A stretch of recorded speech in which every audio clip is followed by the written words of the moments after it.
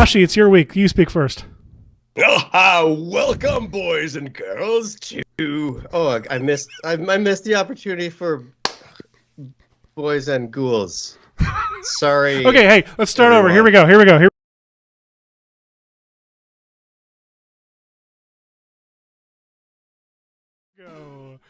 comes the ghost now.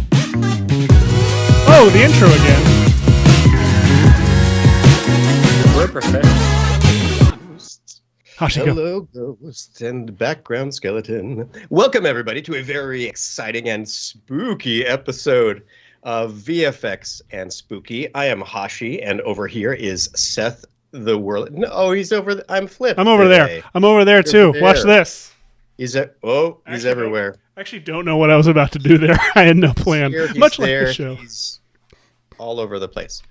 Anyway, welcome. You are not Pac-Man, Seth. You don't get to go off with one side and then come back the other. Who is that talking? Let's find out who that is. Take us there, Ghost. Michael. Great Michael in the sky. Amazing. Great Michael. Hey, Michael. Hello. Look how spooky you are. It looks I'm making you chilly bigger. and haunted up where you are. It's the library has a slight ghost problem this week, but I feel like that's the thing with libraries. Libraries just, they have ghost problems, card catalog issues. It's horrible. This thing is floating in the air now. I don't know. We're working on it. You should do something about that thing. That thing's a little ominous. The large face. Is it moving? Isn't it? Is he aware? First of all, but. I'm not sure yet. We've got top minds working on it. Has he changed locations at all? I also like that since you have children asleep, you are whispering in a way that makes you sound even more scared of looming threats. I know. I'm waiting for my husband to get home so he can manage the children. There he is now. It's husband time. That's the husband alert. All right. Amazing. Well, anyway, folks, today we wanted to create some random spooky effects based off of suggestions by you. And we would also love if you would love to work alongside us as well. You can just put us in a little corner of your screen, or if you're fancy and have a multi-monitor setup, throw us on one monitor. Full screen on that one monitor. If we're on the one monitor, just absolutely full screen. Make sure it's the biggest monitor you have. Put us on multiple screens, actually. I'd like us to be full screen on both screens, personally. Excellent. That's always, in your contracts. I remember this. Mm-hmm. Yes. Lovely. What is that you're drinking out of, Seth? The VFX and Chill mug, which you can go purchase, and we will see absolutely no money of. Thanks, Maxon. That's not Maxon's fault at all. We've never asked. Yeah. Corporation shame. Let's get started. Seth, you had an amazing suggestion for what we could do this week. Yeah, we were talking a little more recently than is comfortable about what we should do for the show today. And so I think Michael said something spooky, and we threw some ideas out, and then I just said, hey, what if we show them how to make stuff they can project on a sheet in a window on Halloween, right? Is that kind of what we... I love it. Making shadows would be is fun because you have a lot of leeway for not having to know a whole lot other than things that are white project and things that are black will look like shadows. So you've probably seen these in the in random people's houses where they have they're putting silhouettes of creepy zombies trying to escape or things like that, or like office workers being handed weekend work by their boss. I like silhouettes of traditionally scary things. So we would love to create some spooky, silly, or things based on the challenges you all come up with. And if you all want to come up with a silhouette of your own, the fun thing about silhouettes is they can be combined together really easily. And I would love to gather everyone so we can put together and release like a an exciting VFX and chill silhouette. A VFX and silhouette. I don't know what. I love that VFX and silhouette. Thanks, everyone. So yeah, feel free to list all of your random fears and your addresses and times that you sleep in the chat. Or you know what? Let's I'm being told just your fears. We won't associate them. But I'm sorry. anything that we also, I want someone to have tuned into the show to hear you say, "I'm being told just your fears." So just your fears, everybody, is such a great line. I hope someone came in on the show on. Devoid of any context. God, you look like Jay. I'm not kidding. Well, you've got that thing on. You look like a child version of yourself, which is your son. And it's like you're at a theme park. And James was like, "Can I get face paint?" And you guys were like, "Yeah." And then he hosted the show with me. That's what it's like. So more kid at a carnival than like ICP leading is what you're telling me. Were you going for ICP? Was that your? I know. No, I was not going. But the eyes take you away from kids. You got that. The eyes always take you away from kids, Michael. Yeah. I love it, and it enhances my smile and natural cheekbones. This is where they are. Yes, natural. So let's say we all get started. First of all, you may have noticed up top in the chat there was a link for a cool spooky template that Michael put together, which is delightful. So absolutely, yeah, grab that. And yeah, while we're on the topic of people who are good at using our software, right up top, I want to pull up these. Let me see if I can find them. Check out let's see, Seth, is my screen on? It is. Yeah. Excellent. I want to share this amazing Slim Reaper graphic by CM de la Vega. Check these out. So we've got materializing football. That's so good. This. Oh my gosh. Oh, I remember. Oh my gosh, that's so good. In those sporting events. Oh, all my favorite sports characters and teams. Yeah, those are your favorite teams. The birds and the birdies and the red team. Yes, the birds and the red team. Team red. Clash of the sports titans. Anyway, yeah. Again, these are the national team, Seth. So you should know who the Titans are. Anyway, this is CM de la Vega, who frequently uses the Red Giant tools in his videos for the NFL Network, and we love them. And he uses a lot of Red Giant Universe. And he used, in this piece, traffic code particular in a number of places. CM de la Vega, you are in the chat, I see. You want to poke us and tell you? Hello. Tell us more specifically what you used here. I think you used particular to make the fog, but I wouldn't swear to it. Never assume particular for fog or fire. Like, if people who know what they're doing can use it, but I never assume. I always assume stock when it looks that good, but I don't know, man. Not because particular can't do it, but because a lot of people can't do particular that well. Well, see, I was thinking it was using stock footage as sprites. Yeah. That'd be smart. Oh, God, that's so good. Yes. I love it so much. Particular for the fog and the trees. Nice. Says, yes, particular for the fog. Oh, and the trees. Oh, I didn't get that. That makes sense, though, because the trees are inside the fog. Neat. Thank you, sir. That is incredible. Or they. Yeah. Whatever your preferred pronouns are. Yes, and if you're watching and you have a phone with you or whatever, it would take just half a second to type that into Instagram and follow him. So the link is in the chat.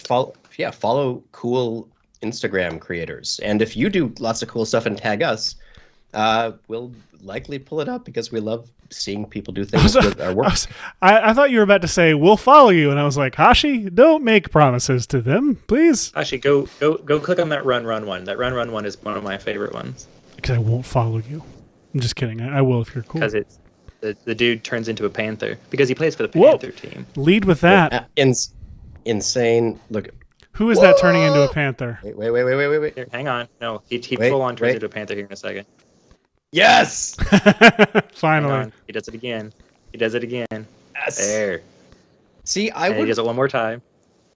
with content aware full action. Here you go. I would watch so much more sports. If more people were turning into Panthers on a regular basis. Right? If you could, like, every team should consist only of members of the human race that can transform into their team's namesake. Yeah, Animorphs. Basically, football players should be required to be Animorphs. And if we lost this whole sport aspect and added a storyline, I think we've really got something here. Hashi, I think we're just wanting Seth. a new an Animorphs series. Excellent. So, anyway, I hope some of you are joining us with a very straightforward assignment today, which is basically, Seth, we work in, just 1920 by 1080? I don't ever want to work in anything but, because my computer will die, and so will the stream. Let's work in 1920 by 1080 and 24 frames per second. Just go ahead and start something up here. Let's see, 10 seconds is probably enough for any bit, right? And what do we say we're doing? We're just we're making just crap to fly by a window on Halloween night? Exactly. We are making, let's see, let's assume that it's ghost crap. That it's landscape style because because windows. Likely it's a door or a window are probably more tall. Wait, hang on. Aware of landscape that? Because likely it's a door, or Hashi, likely if you're if you're projecting something, you probably can't easily set up your projector on a side and deal with all that. Oh yeah, so I don't want to encourage. That's the way to do it. Is to assume that the projector is being utilized properly. But exactly. I just want to double check. Are your doors landscape at your home? I guess your front doors are. Are yours not? I am 3'2". It's weird seeing me on the stream because we can, but you actually in your defense you do have landscape doors now that I'm remembering your front doors. We got the fancy because it's too fancy that don't stay closed. Do they still stay closed? We fixed the doors. The doors. Because, I was over there for a Thanksgiving party one year, and I remember they just kept flying open. Haunted doors that fly open. Though one of the Halloween things related to this lovely neighborhood that I live in is, if you have seen the movie Et by Steven Spielberg. I love Et. It's one of the greatest. Wait, Ed or Et? Ed. It's okay. E.T. It's not Ed TV. Not the amazing Rob Reiner predictive of very many future trended movies, but the Et about an extraterrestrial. Hang on. I think we should make Et TV, where it's E.T. in place of Matthew McConaughey, but the rest of the plot is the same. I like it. I'm gonna work on that while you work on people's landscape windows and doors. Excellent. Try to get at least to the inciting by 11, and then we can workshop the rest with everybody. Anyway, yeah, I live in the. I'm sorry. Neighborhood where they go trick or treating. So all the things where they're walking around trick or treating. E.T. sees the cute little Yoda costume and is like home because he's actually from the Star Wars universe, canon. And anyway, that's my neighborhood. My house is in that shot a bunch, which is cool. And then they fly the bikes over our thing. So that's why I've stayed here for so long, but also the neighborhood catches on fire yearly, so we're moving. That's why E.T. left. Yes. All right. I'll go ahead and save my project up top, and I suggest you all do the same if you're following along. Ron Howard, not Rob Reiner, by the way. Ron? Why did I think Howard. Rob Reiner? Oh, Rob Reiner plays a director in that movie. Oh, that's what it is. See how much that confused me? It is confusing when you have a director playing a director. Yeah, I can't. Well, I mean, let's try not to have too much of the show. Oh, good idea. On the stream, so we get kicked off again. This was around the same time that Ed Harris directed Truman Show, right? Yes. Yes. Ed Harris wrote the Truman Such a Show, long pause. and the classic Spielberg Austin Powers 2 or 3, was it? I don't Yes, remember. yes. That was such a long blank stare with that skeleton face. Before I just, sorry, it made me laugh. All right, I'm gonna stop recapping all the funny things on the show and let them live for themselves. Hashi, there's there's some love in the chat for your most recent tutorial. Oh, thank Yeah. you. You can check out the latest installment of VFX Side Quests. That's a fun little tutorial series where everything is about 10 or 15 minutes. We try to keep it. We try to respect your time outside of this show, but you're stuck with us now. You're legally not allowed to turn off the show midstream. That's poor etiquette. So, anyway, welcome everyone. If for any reason you're just joining us or still with us, I don't know. We have created some HD comps with a nice big white solid, so we can start to add just a collection of silhouettes that move back and forth past them. I think it would be nice to maybe assume the area of interest is kind of a square in the middle, but things can kind of like move into it and move out. But we want things to be kind of centralized because, we don't need to worry about the whole like framing for thirds thing here because it'll be projected into a window or projected onto a sheet hung in a window or something of that sort. Did I describe that well enough? Yes, 100%. Anyone want to see my I'm getting taxes? distracted by Seth's text. He's definitely just literally putting his fears up on his window. God. Yeah, I was gonna try to make it spooky, like imagine like walking up to a house and going to say trick or treat, and then your biggest fear just shows up in the window. Oh man, you need like one of those like Instagram or I don't remember what it is, like all the like little icons flicker through that are like it'll be like a knife or like fire and things like that, and they flip through them all, and then whatever it lands on is always just saying like not living up to your potential. Sort of real.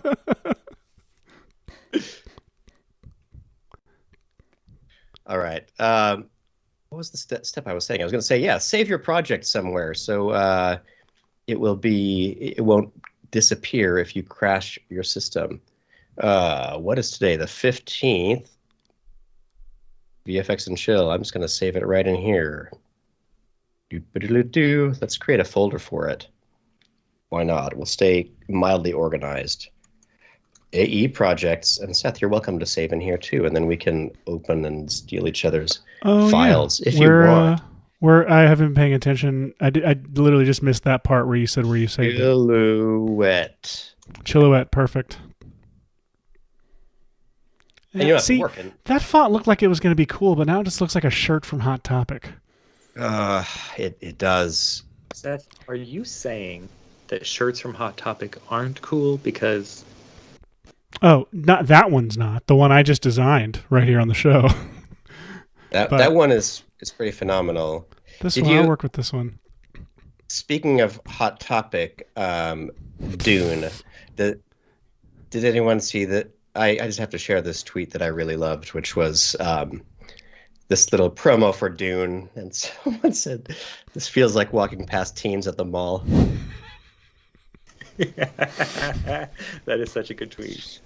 Oh my God. It slayed me. Because we're old, everyone. So old. It's really so starting to hit. We think it's for our teenagers with us. So what should I do here? Should I make this a ghost? New comp, white solid. New comp, white solid. And then all of those steps. And then save. Yes.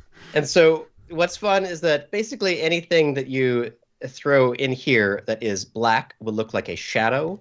If you want to add any like mild color, like you could add, blood splatter that like lands on the window and then drips off or something like that. Michael's template has some cool ways you could do that.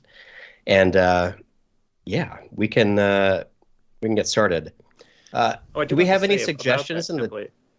Oh yeah. If you do download that template and you don't like the choppy old school kind of jumpiness that the Blood's got, if you set the size over life to have a quick ramp up at the beginning, that'll smooth a lot of that out. Just as a nice heads up to folks. It's just choppy because you have size random on, or what? Yeah, it's just kind of like they're just popping on as it goes down, so it gives it a kind of a choppy look, which is what I wanted for that. This is lovely. So you just take that and you can say like blood. Oh, how cool. All right. So I actually took it and I replaced I didn't, instead of doing a text emitter, I did a layer emitter. So I made our VFX and Chill logo drip blood. And now what I kind of want to do, Michael, is I want to take your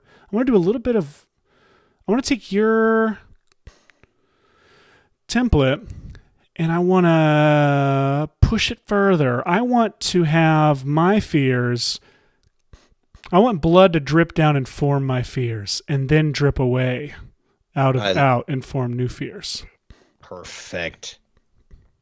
All right, I'm going to go with I'm going to start here. Let me see if I pull open Mixamo, which I believe I have used on the show before, right? Let me just click over to characters. I'm going to create something really boring and traditional for at first, just so everyone knows that it's okay to create something that's just boring. Let's see.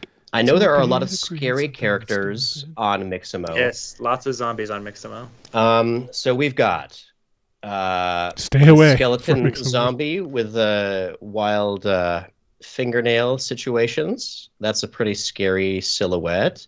We have that's the traditional zombie, kind of Gus Fringed out zombie here. Spoiler alert for 10 years ago. 10 years.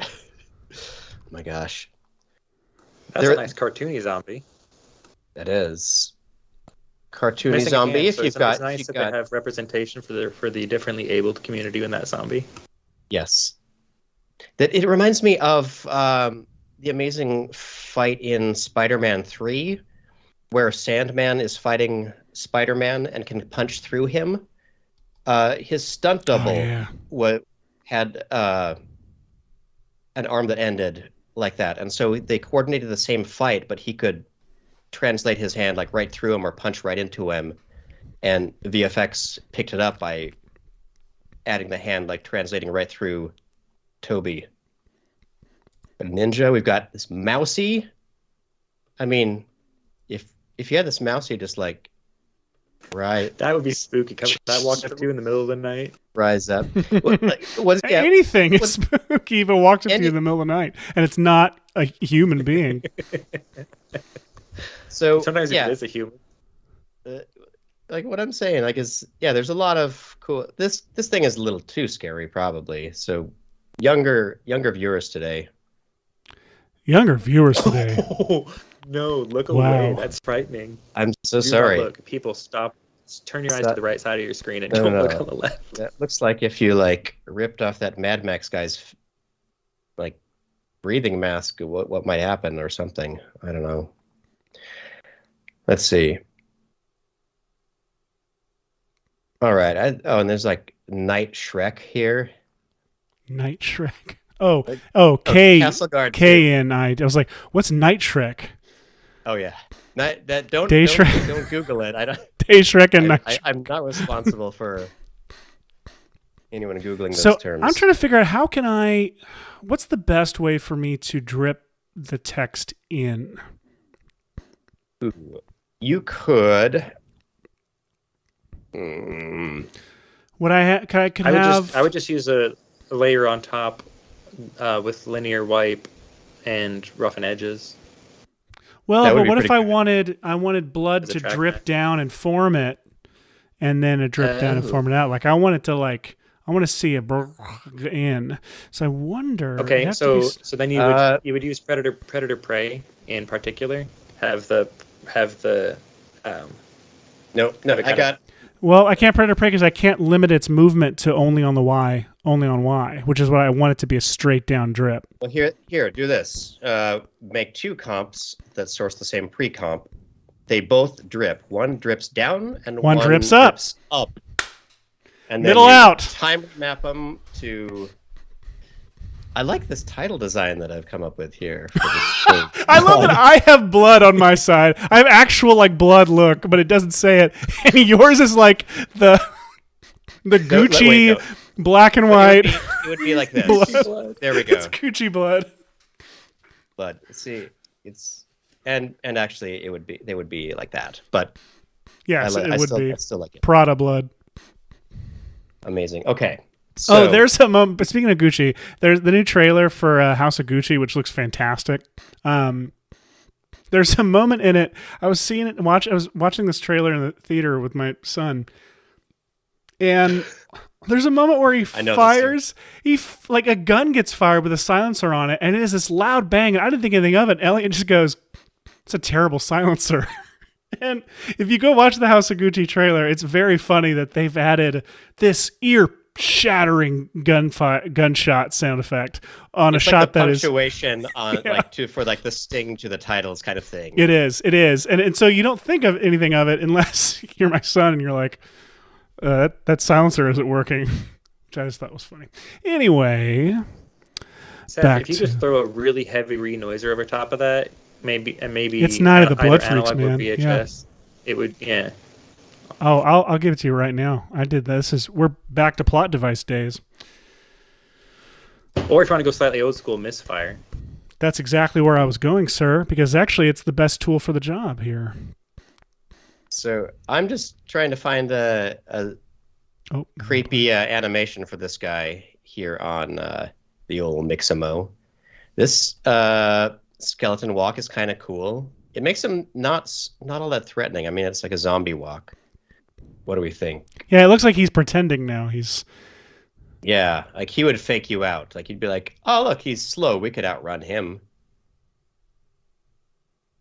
Micah, let me know if there are any suggestions in the chat for things that are scary too, because I would like to bring people's dreams to life if they're unable to composite with us today.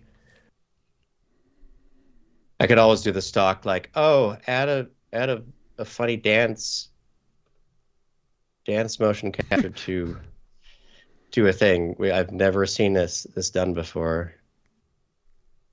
I've also done these, and I apologize to the community. Let's see. But also, yeah, you could do a goofier one if you have kids and you want it to feel acceptable. Threaten. Let me see if they have anything for threaten. Chest taunt. He's probably a little off screen for you all there. My rib cage is missing. Or not my rib cage, my innards. Did you put the accent on ards? My innards. My not. That's a different thing. Here we are. Let's see. Scary clown walk. Scary clown walk is all right. It looks a little drunk. Scary clown walk. And those the long fingers exaggerated too much. I don't know why I'm not just quickly grabbing something. Ooh, goofy run. See, you could add like a human that runs past the screen and then have the monster chasing them. And then a moment later have it reversed.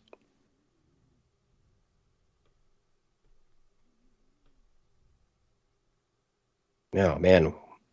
I've just got to pick one of these, don't I? All right, what have we got? VFX side quest. Blah, blah, blah, blah, blah. All right, I'm going to drip this crap in. Here we go. Let's do... I'm just checking for...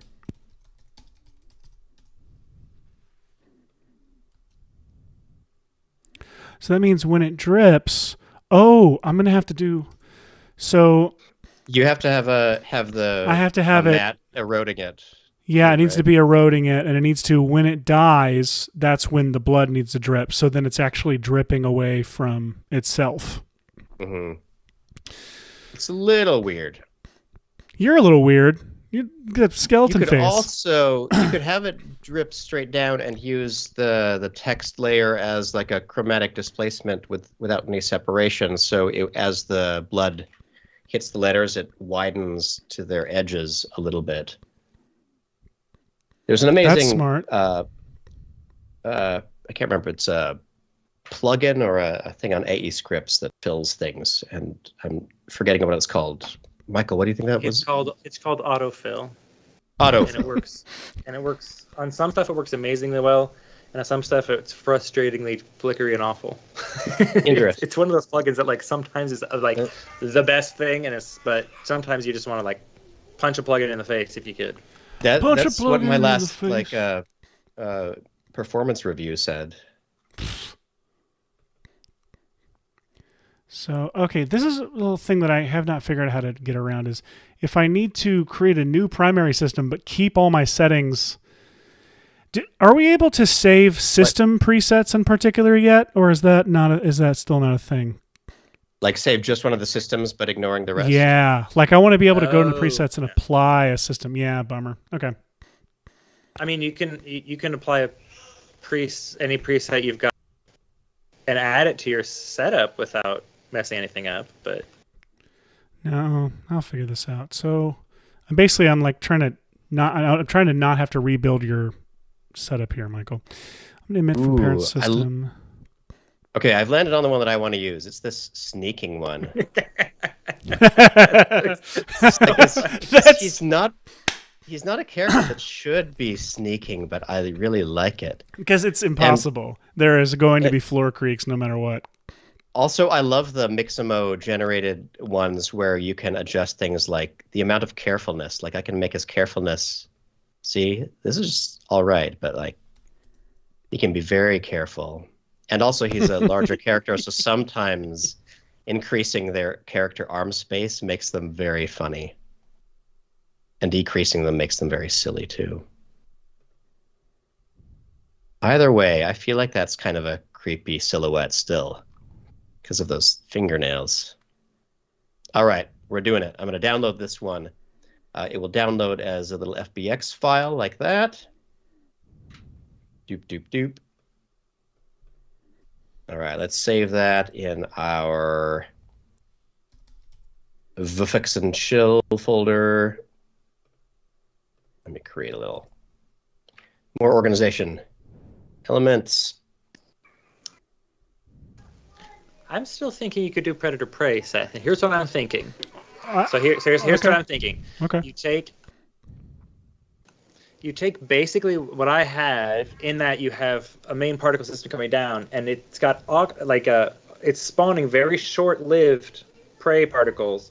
So it's coming down just like a split second prey particles being spawned off, and the predator particles. Sorry. So they're not traveling and going anywhere. They're just sitting there being predators just for a split second. Meanwhile, your text is just full of prey particles, and you have it set up so as soon as that blood drip hits with its accompanying predators that are just flickering on for a second, they contact that prey. You have it set that the prey suddenly becomes predator on the predator-prey contact, and that would make it immediately start spreading through. All right. That's really smart. So no. That's actually really smart. Almost everything about what you were saying is what I was about to set up, except for the idea of having the top drips emitting predators that don't travel but are predators. That's crazy smart. And actually, yeah, they don't even have to be short-lived. They just have to not move only a small amount. Yeah, you need to move a little bit. No, not just a little bit, because not if you're watching drips drip down and then the drips like hit, like the second they hit those particles. The thing is, I'm gonna have to drip a lot of blood to make sure that it. Hey, you sound like Stanley Kubrick. I'm gonna have to drip a lot of blood in order to make this work. It's like, Stanley, we're just going on vacation. We're not making films at this moment. It's just him talking to his wife. Yes. Wait. I have another idea too. I'll do it simultaneously just to show that we are on the same page. All right, you're right. Let's do it. Wait. Okay, layer. I'm just going to add a new solid. I'm going to add a form. Oh, which I could have just added a form system. Base form will be a text. Grab my text layer that says blood, and let's make these particles red.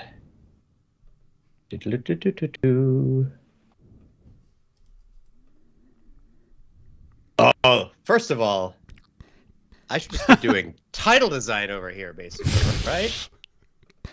Blood, blood, blood, blood, blood, blood, blood. Title design, but I'm loving whatever the heck's going on today. All right, base form. I don't want multiple particles. I just want it like this. I want the particle density. Actually, no, I want the size higher on these particles so they fill out. Blood.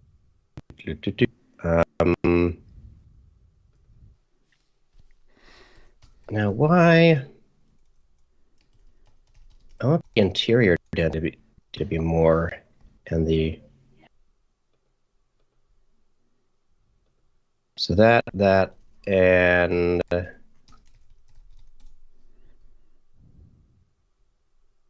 here's what I was thinking. I was thinking that if you had a form, nuts. I don't know why this did not work like I expected. Shucks. I wanted to basically add a solid like this with some fractal noise on it.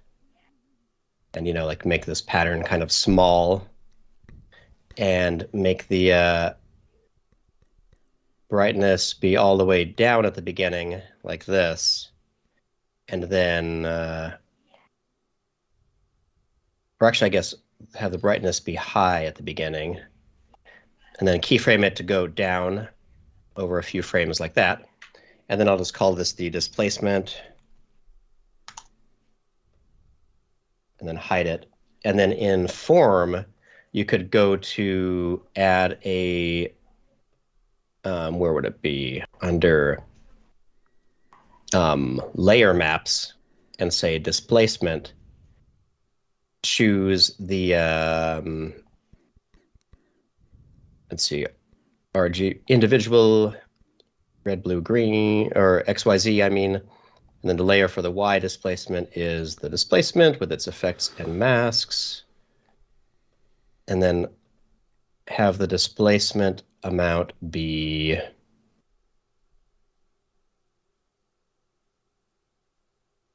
What am I looking for? I'm talking a lot. How's everybody doing? No, I'm just realizing I don't think I can do that, Michael. It was a great idea, but I don't think I can do it.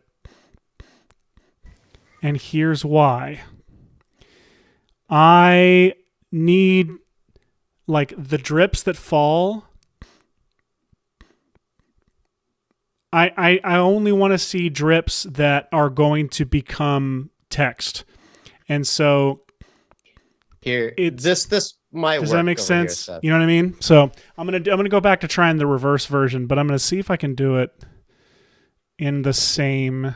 Sorry, go ahead, Hash. Oh no, using a form and a displacement map that's made out of fractal noise does this thingy here, like where you can translate something somewhat sequentially. Oh yeah. The thing I'd forgotten about is that it would be individual particles instead of nice. You can't do a trail or whatever. Yeah. So, but now that there's form in particular, then you can have. Oh my gosh! So what can we do then? Because you could basically have those particles be emitting particles. Which, by the way, thank you for reminding me of that. That's exactly what this needs to be. Look at that. We failed both the ways that we knew, and then Maxon actually had us covered. Well, thank you, Maxon. I haven't tried doing it exactly this way yet, but I think it'll work, and I think it'll be fun. And I think it's exactly why Maxon put form in particular. Right.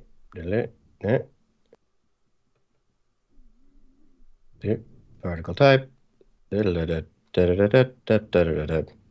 Let me pre-compose this. All right, I'm also going to use a layer grid.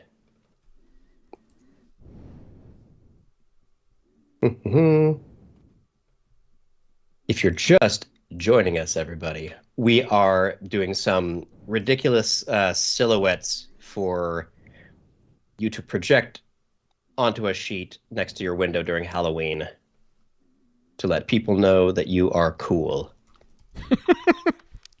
I'm gonna make this now say Yes, I am cool. Yes, that is what people will think. All right. Hey, I wonder if that guy's cool. Hey, look at his window. Oh man, he is. Yes, man, so cool. Wait, let me label some of these things. I want to use a base form box grid. Bloop. Bloop. Okay, so layer maps. Color and alpha, let's use that. Blood one. And over XY. Wait, why is it?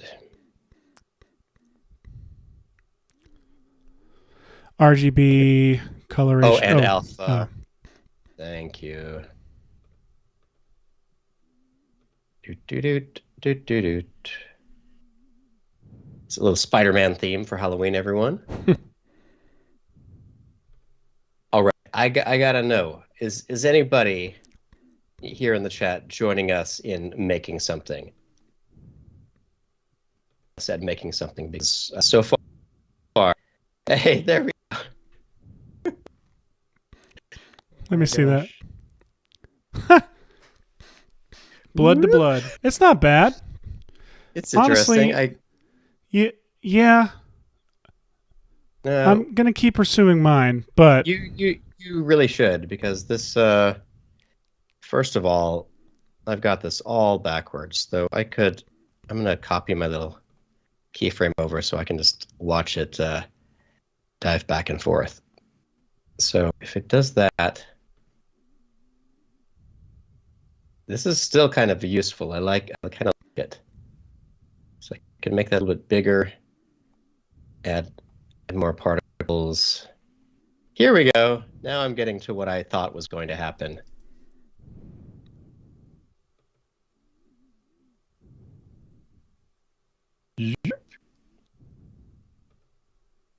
That's cool.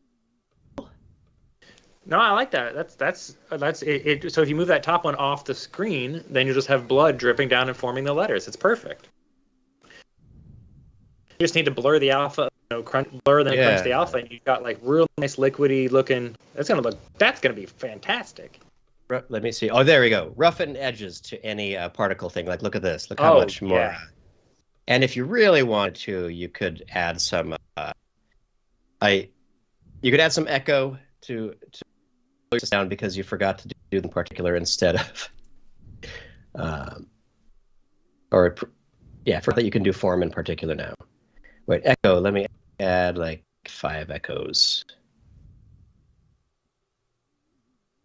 And I'll make them the maximum effect, and I'll turn their decay to like that. How does that look? Oh, my system. My system's mad at me. Woo!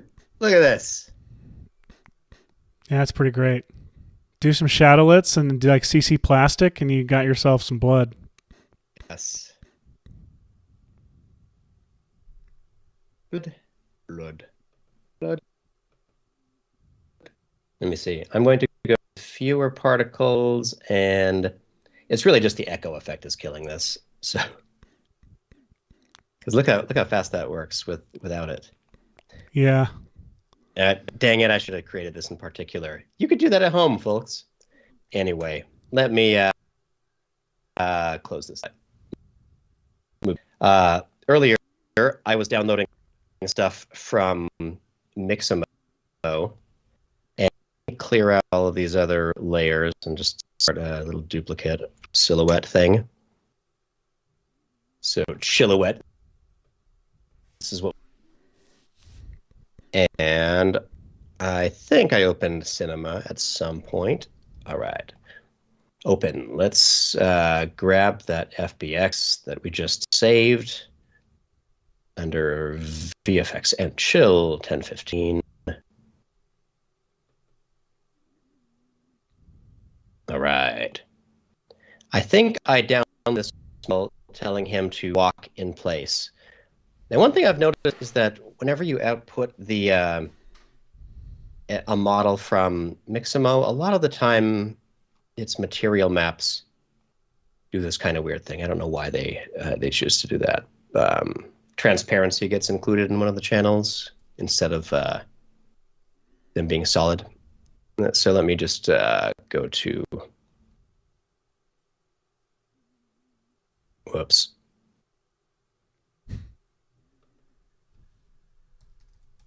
I tried reconfiguring my thing the other day, and I don't remember where I put anything.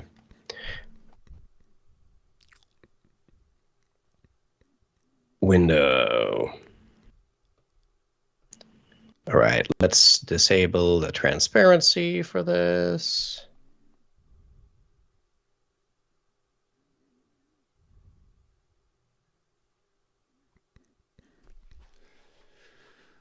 I set something up to where now it's struggling, and I can't figure out what I did. There you go. So I've got him right here doing this cute little sneak. And I'm going to save this as walking fingernails guy.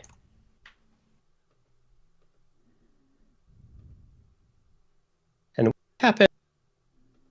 It came into Cinema, and I mean into After Effects. Oh, Really got to pin that folder. You can tell by the way that zombie uses his walk that he's a woman's man and has no time to talk. No time to...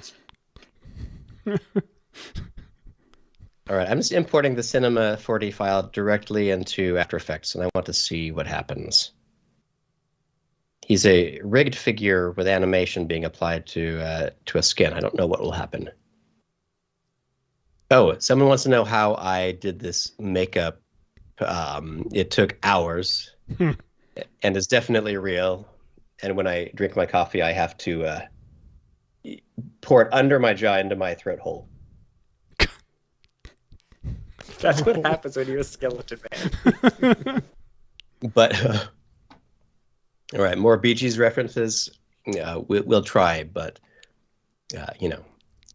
no promises. Norbert, that's not tracked makeup on his face being happening live. He is just a skeleton man now. So stop wondering about if it's a post effect. It's definitely his real face. This is who I am. Accept me as one of your own. Are we not all but flesh and blood?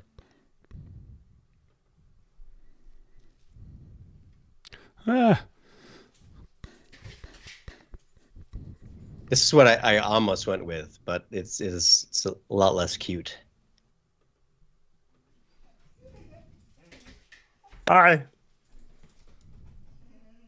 We're back. Yeah, I am using... I need two systems to make it work.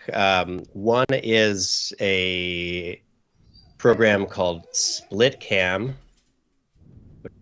It takes your video feed from I'm using a Canon and the EOS drivers to use my Canon as a webcam, but then I need to run it through this SplitCam thing, which makes it a different type of stream that can be accepted by Snap Camera is the Snapchat app in a form, so I can... Oh, look at me! We can do a 2D episode. Some real chill vibe music going right now. Yeah. And then we can do a Pixar episode with a Pixar filter. That Pixar filter is so good. It looks so Pixar. It might be the best face filter that's been built in 5 years.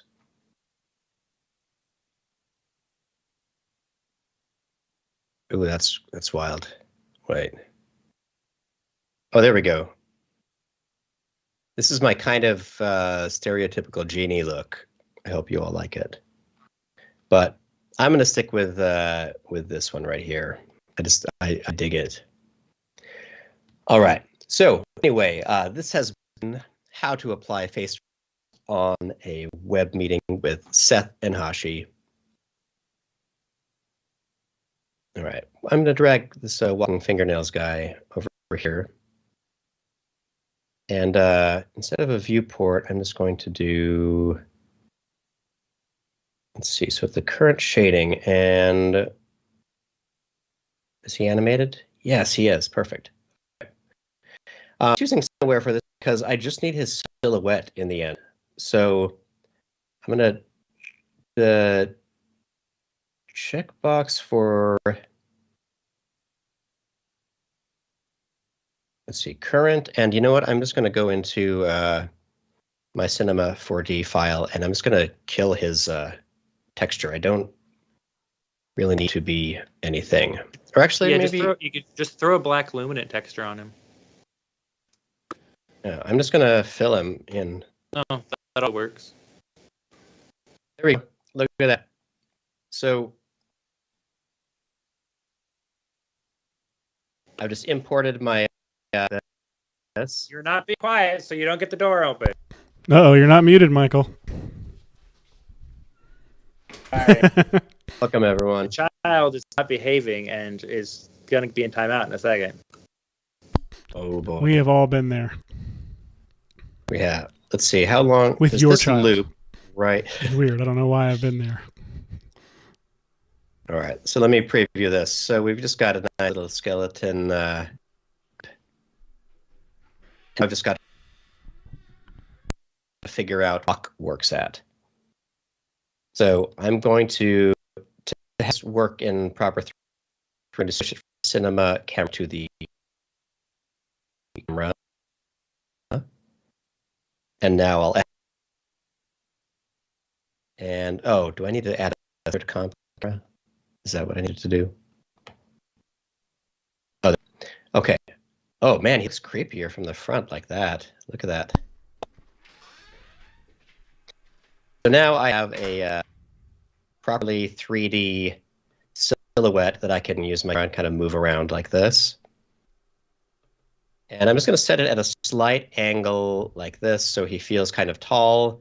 And as you'll recall, I think that the target area for your silhouette really should be pretty centered, like kind of a square centering, something like this.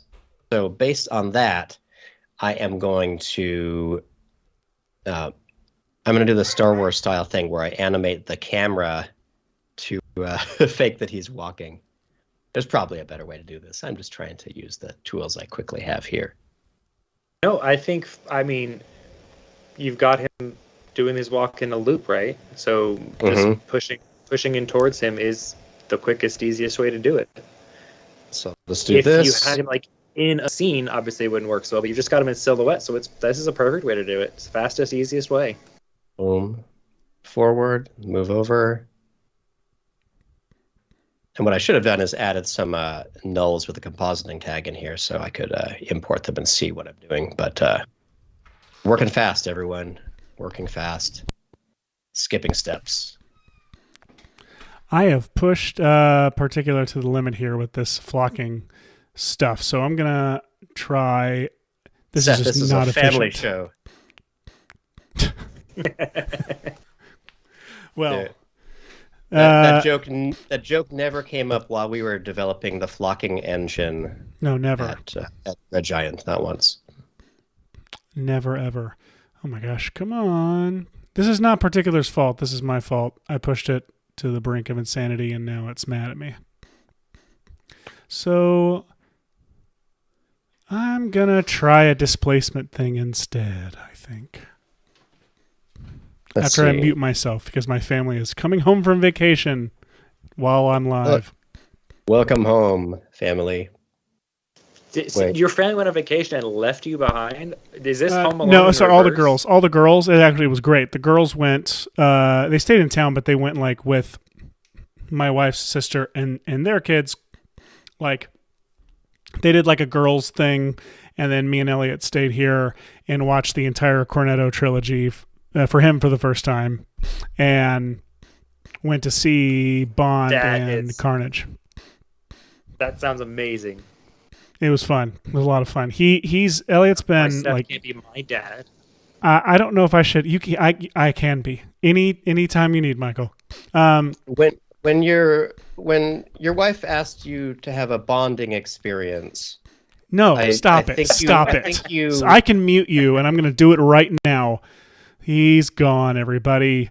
The national nightmare is over. Unfortunately, I mute Michael too, and I want to hear what Michael has to say, so I'm going to turn it back up. And here we go. Hey, you guys are back. I don't know what happened there. I really want to add just a touch of color to your scene, and I kind of want to do it with putting optical glow colorized, just to kind of like bleed around him. Oh, so he'll have kind of a... I just want like a bluish, like a greenish bluish tint to his edges, and I think if you just apply optical glow and colorize it and pump it up, I think it would be exactly what I'm picturing. We have to like dial it way back. Oh, not too much actually. Let's see. So let's go with like bluish, greeny. Yeah, right in that range. Don't go too saturated. You have to back that way off. Gotta. Yeah. Oh, look at that! Like it's got that translucent effect there. That's what I was thinking. Oh, I'm so happy now. Oh, I love it. I have a super rigid shadow here, so I'm going to try.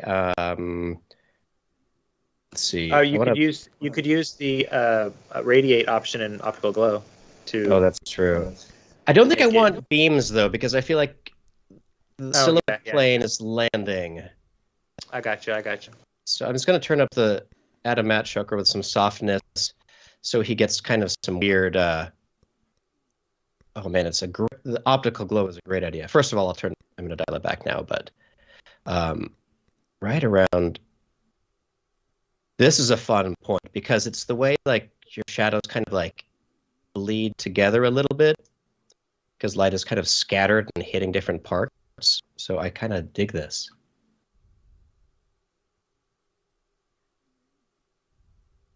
You know what? It's funny because I actually liked it when it was pretty hot. See, look at this. You could use optical glow like this, where it looks more like it's a translucent piece of cool. Like plastic or something like that, and this thing is behind it. Oh my God! I love that. Oh, it looks. Oh gosh! Look, like there's. That's really cool. Rendered on this character, but this really cool implied thing. Let me. You know what? I have an idea. This is going a stupidly cheap route with all this. Let me. Hey, Michael. Sorry, I'm so sorry. I'm interrupting because I have a question. Michael. In particular, if I'm using a classic form, I'm doing classic form and I'm using a layer as an emitter, and that layer changes, does it, would the disappearing particles be considered death of a particle?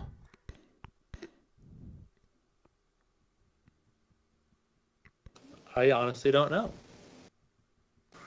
Death of a particle. I haven't played around enough to see if I don't think so. I don't think it would either. I think those particles still exist. I think they're turned off, like how layer emitters. Oh, it's RGB and alpha. Yes, 100%. Okay. Yeah. Damn. All right. I'm trying to think of how to kill off these particles in a way the way that flocking does to them. That's really nice. That doesn't kill my system, and I'm probably just not going to be able to. All right, I'm just going to quickly render out this little dude as a... Stu also advocating for adding radiate, and Blake Rizzo is harping on about the grain again. Grain. Let's see, what am I looking for? I'm looking for wherever I put my I don't know why I haven't pinned this folder by now. Let's pin our Halloween folder up here. All right, so elements, monster walk.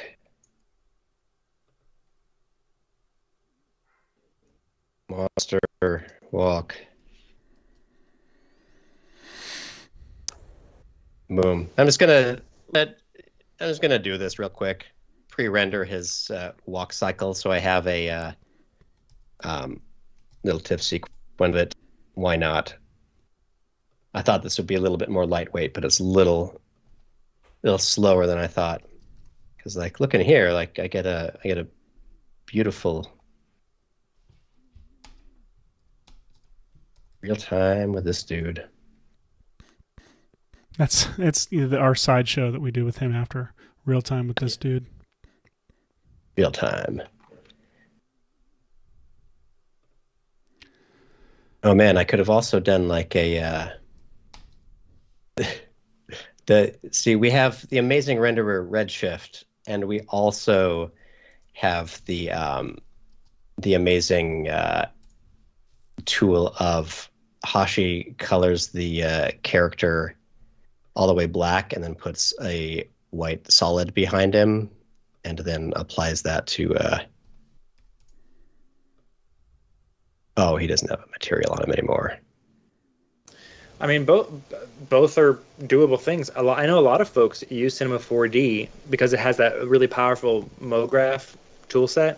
A lot of folks use it for 2D motion graphic stuff all the time. They just flat shade things, use the MoGraph toolset with all the fields and the fall-offs and the effectors, because you can do stuff in there with like a bunch of objects really fast that you really can't do in After Effects really well. And they use Cinema 4D to do that, and then but they flat shade it. So, you can have this thing that can make, photorealistic buildings they're using to make, squares fly around. It's useful for both things. Let's see. All right. I just had a thought about blood. I wonder if you could use CC hair to make blood streams. Use what? CC hair? CC hair? Yeah. Probably could, actually, now that you point that out. Let's see. Okay, here we go. So I've now rendered out my little TIFF sequence here, which I could also tell to interpret footage, and I'm just going to tell it to loop like 5 times, so it'll outlast this comp. But now we can see in better real time, like, look at this optical glowy silhouette. So the idea, everyone, is that you take this footage here. Let's see. Who wants to send me a picture of the front of their house? I'm going to look for a house picture.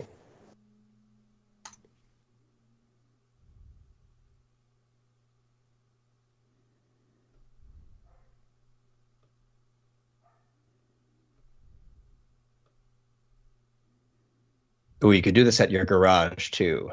Like open up the garage door, hang a sheet across it. Hashi, what did you do? You did echo? What did you do to make this like thicker? Oh, I'm just doing a displacement map right now and just messing around with how to do this. Some rough and edges. Just like, it's funny, any like clearly bunch of particles with just the default rough and edges does this really amazing push toward liquid look. Obviously scale it to match your particles. Yeah. I'm not doing any particles here. Well, fine. Yeah, deal with it. All right. I'm just going to save a random house, a book company. That's what I was going to say. Who did you get to publish your book? I don't know. Some random house. Joke publisher or publisher company jokes, everyone. I didn't notice that this, I think this random house that I grabbed has the Christmas story. Yeah. All right. So let me just layer new. Let's just add a quick medium orange solid. I'm going to pretend these guys have a nice contiguous window like that. See, so here's what we're creating, is that once you take this whatever thing you have and are projecting it onto a window, as people go by your house, they will effectively see this situation. Cool. All right, everyone gets it. They probably got this beforehand. I don't know why I needed to previs the that this would work, but there we go. So people will walk by and say, "Oh, there lives a cool person. We should go up to their house to ask for candy." And then when they ring your doorbell, you can say that was the experience. You've no candy, just memories. I will love you. All right, and here's always a fun guessing game of adding some keyframes to the position and scale and seeing how well they match up with your walk. A little bit too fast, but just a little bit. So I'm going to stretch out those keyframes out of my timeline, which is always fun to track down later.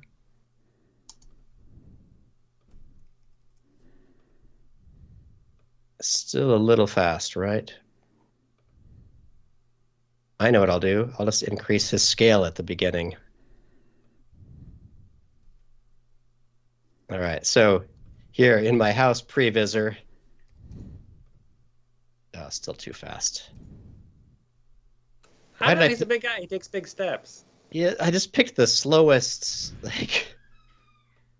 try to figure out what his foot slide thing is. Is he really going to take more than 10 seconds to clear this window? That's embarrassing. All right, 15 seconds. That's all you get.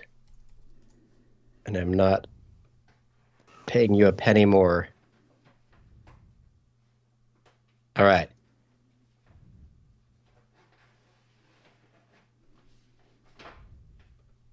The real candy. That looks so good. That's perfect. That's perfect. Excellent. So now people will believe that you have Monster Mash living in your house. Cool, huh, everyone? And then with this top optical glow layer, you could go start adding in anything. I'm trying to think if I have any other stuff here.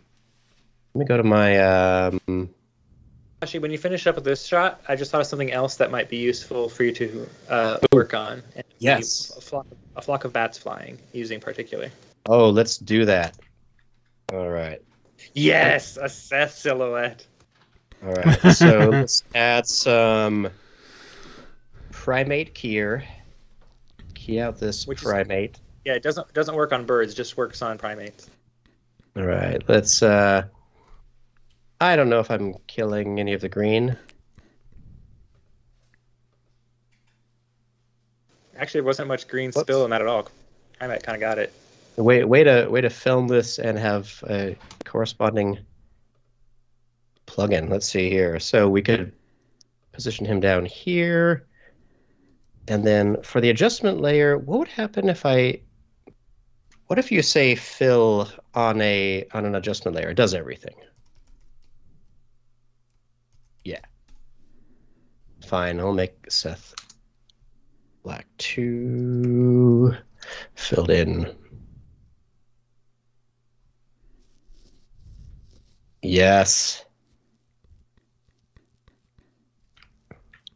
Okay, so as that monster clears, then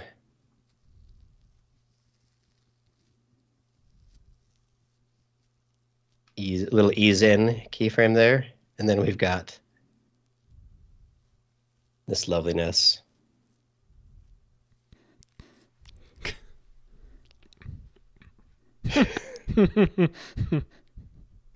Oh, I love it.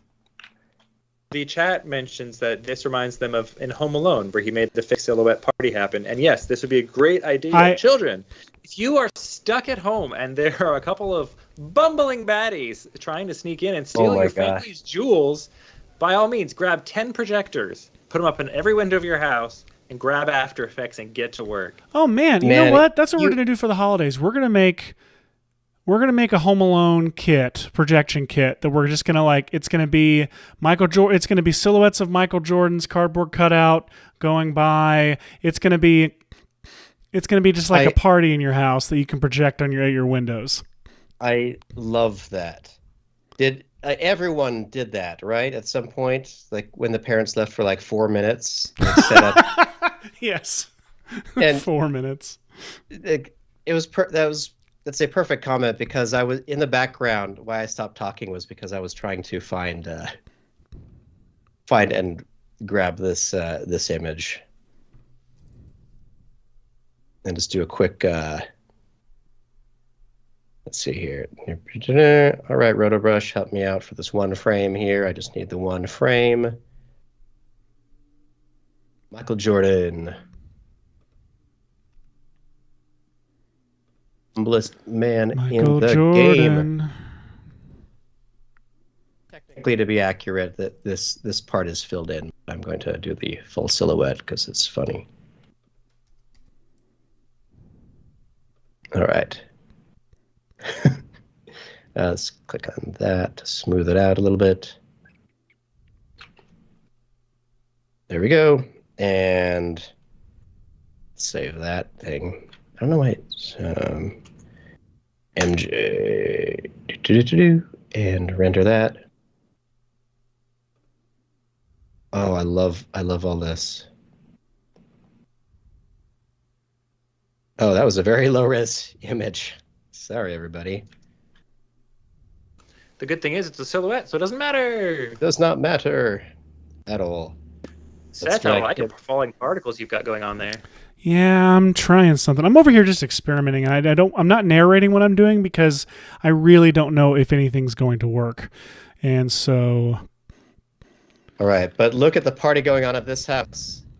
Oh man.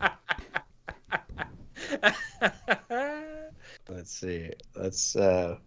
And on your projector's settings, you could always try to, frame things better, because now you're talking about practical effects.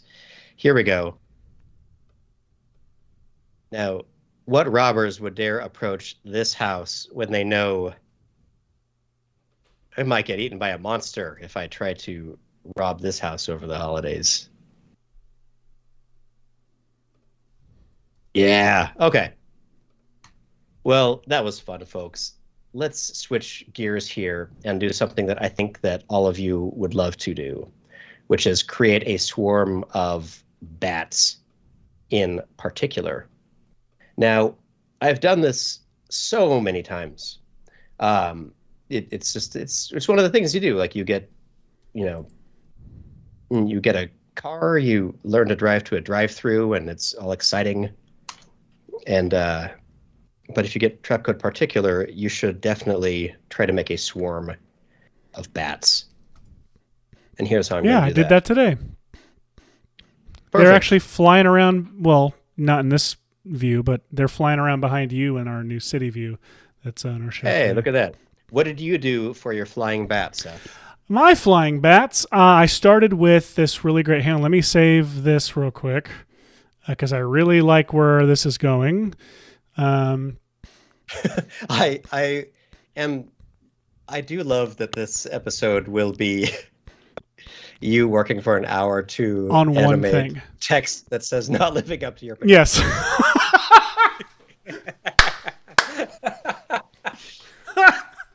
Oh my god, it's too on the nose. The metaphor is becoming real. It hurts so much, everyone.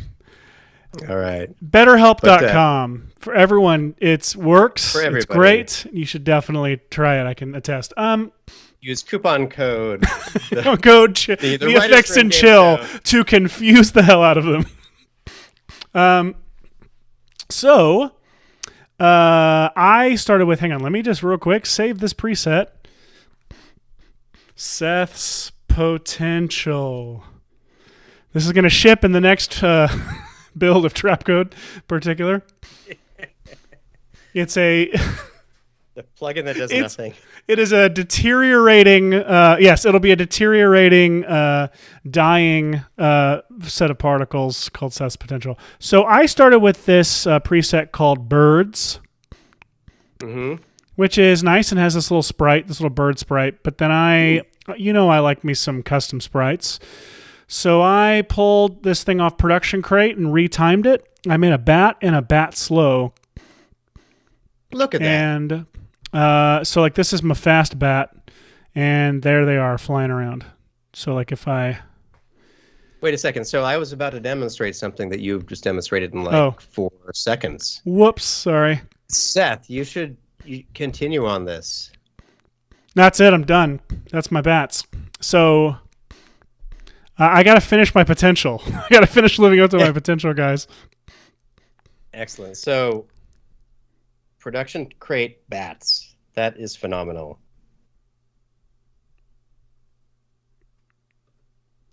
Seth, do you remember if those were one of the many It was. free things or was it a membership thing? Oh, I don't know. I'm always logged in with the Red Giant account.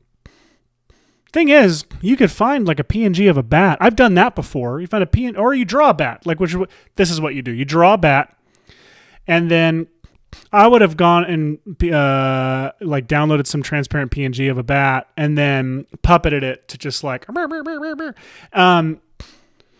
My favorite on-screen bat is actually from, I believe, and I might be getting this wrong, but Toy Story of Terror. Toy Story of Terror. There's so many R's. Toy Story of Terror. There's an old like movie that's on a TV in there, like a vampire turning into a bat, and I believe I remember in the behind the scenes seeing Angus MacLane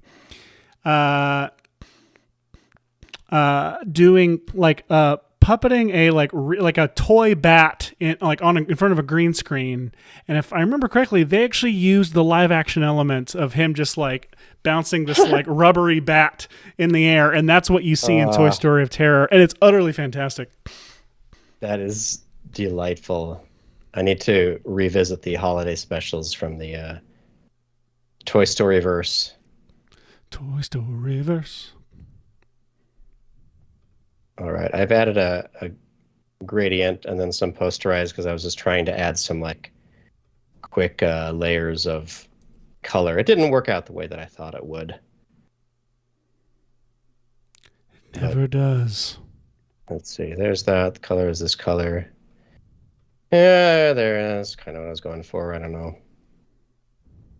Just wanted it to have multiple colors, but also not be too obvious. Okay, that's really boring. Whatever. But we got this shape. I'm just going to go add some rotation keyframes, have them rotate. Whoops. Why can't I move my anchor point? There we go.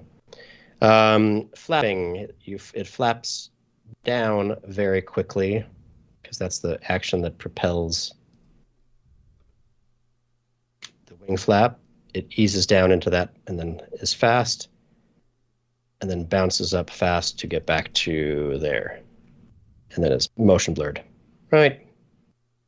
We've all done our share of motion blurry birds. Motion blurry birds. There we go. All right. And then we want to, property loop out.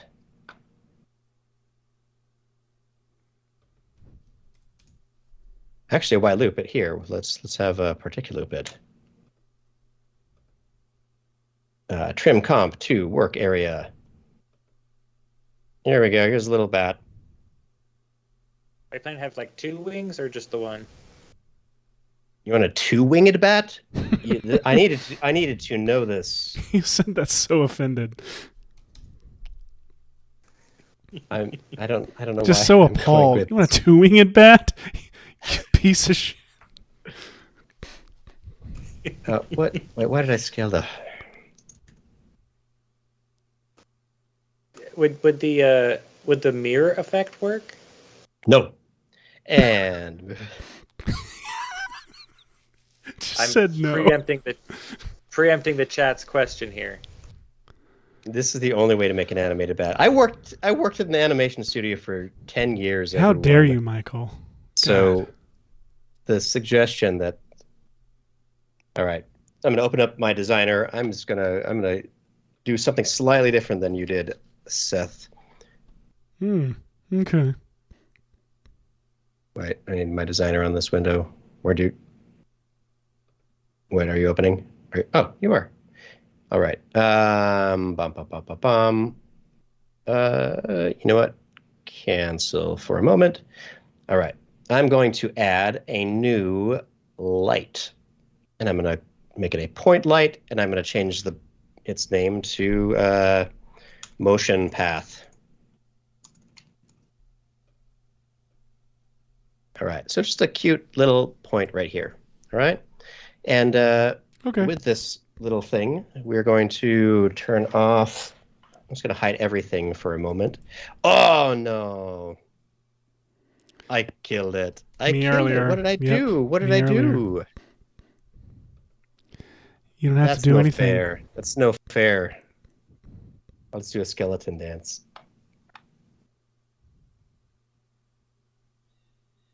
Did you save your bat? Probably not. I don't save. Life is too precious. It wouldn't be of the moment if I had saved it. If you love something, Seth was voted the most one-winged bat in high school.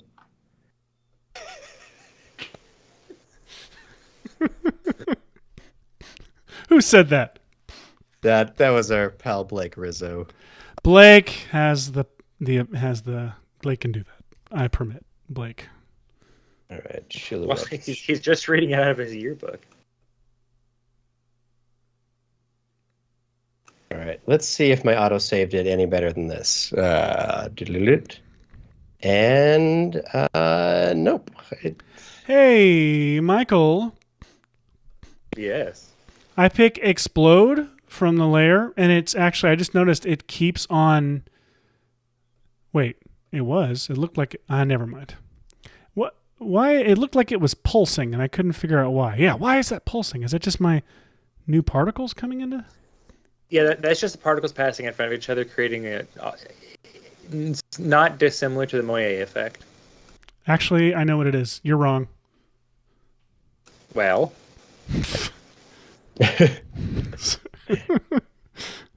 All right. Well. I'm back to creating my light that's called motion path. All right. Good for you. So motion path 1. And just for funsies, I'm going to create a null object that I'll turn 3D. And let's go to a slightly different view, shall we? All right, let's find a F11 and F12, cycle back and forth between a nice custom camera like this and the scene camera. So by default, this light was created way back here. I'm going to move it back here a little bit.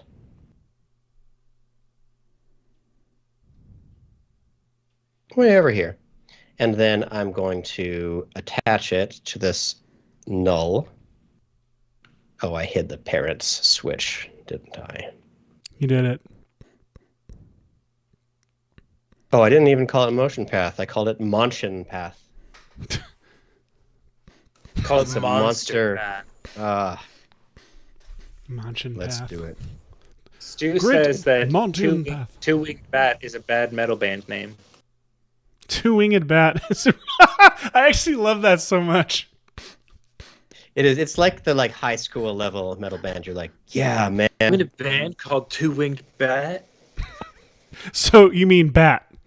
No, man.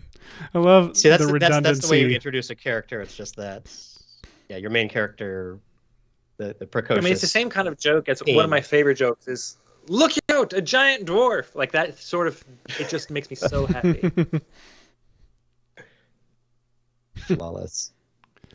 What am I doing on this show? I like forget what I'm doing and I almost give up, which is not living up to your potential. I'm gonna combine some things. love it. You know what? I'm just going to freehand this. Whatever. View. What I like about this is View, about having your screen up all the time now instead of switching back and forth between the screens. Is that someone can always go back and see most of what you've done, and like follow along, even though you're not narrating. Oh, your particles are. Yeah, I figured out what I'm going to do now. I figured it out. If I turn off my original, so I have, by the way, I'm not using form in particular. It's actually just it's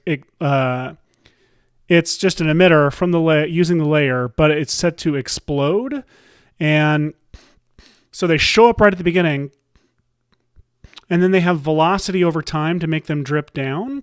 I don't need velocity over time, actually. I can just do regular velocity. But the trick is velocity random to make them move at the random pace that they're moving at. I think I also have life. No, I don't. Life. You don't have life? I mean, velocity, I have no life. Velocity over life. I think velocity over life is important, so it has that slow ease into it dropping. Velocity over life is one of my favorite things that has been added to particular relatively recently. Yes, because like if you're emitting particles off of like a 3D model or off of text, it's becomes so unreadable so quickly when they're just coming off immediately. But when they ease off of it, it really helps you actually see the shape that they're coming off of so much better. Okay, now so the thing is, with velocity over life, I then turned life random up to 100. But look what's happening here. What is happening here? It goes blur, blur, blur. Why is it doing that?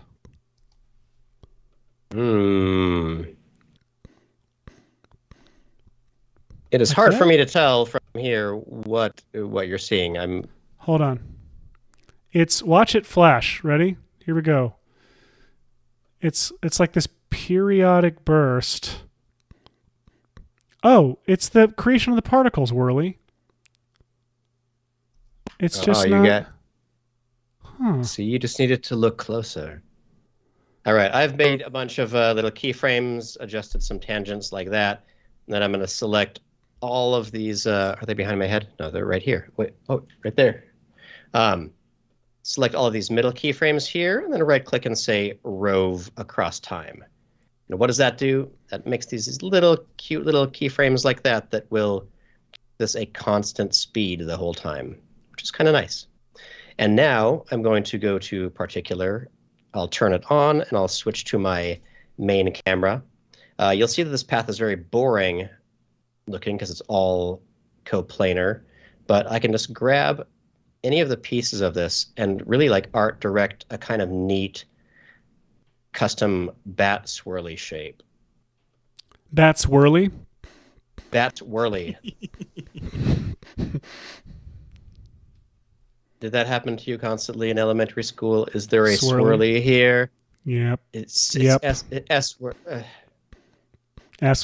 That is looking like some good dripping drips there, Mr. Whirly. It is. So what I'm thinking is if I combine it with the displacement I was doing earlier, I might be able to make something really special. Ooh, now what happens? Let's have these exit frame. And let's have them enter frame. Yup. Like this. All right, you all see what I'm doing. I'm trying to draw this little path on this light. And the reason I'm doing that is because, in particular, I am going to take a look at the position of the monster path there, and I'm going to put my emitter right there.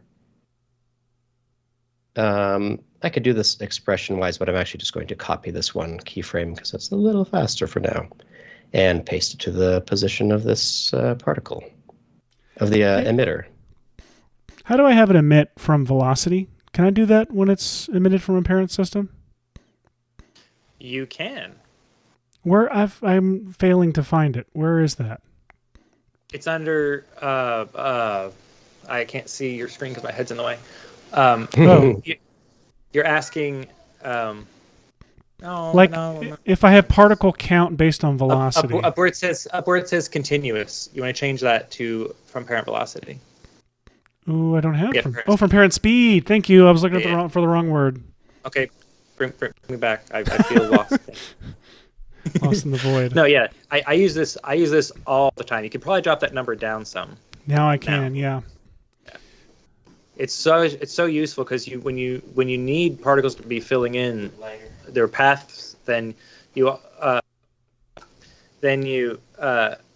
but you don't want to, like, when it's moving this slowly, you don't need to have 100 particles in it. You only need like 5. Yeah. But then when it's moving this fast, it's such a so many good little tweaks in there to make things run better.